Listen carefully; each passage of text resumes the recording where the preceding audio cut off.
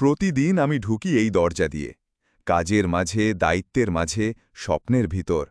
এটাই আমার অফিস। আমি একজন ইনভেন্টরি অফিসার। প্রতিটি হিসাব, প্রতিটি রেকর্ড যেন একটা সত্য, যা কৃষকের আস্থার সাথে সরাসরি জড়িত। এটা শুধু অফিস না, এটা একটা মিশন। এই পথ চলায় আমি একা নই।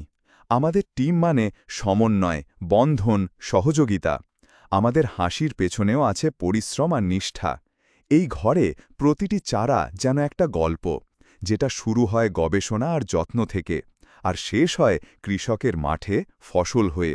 এটাই আমাদের নীরব বিপ্লব।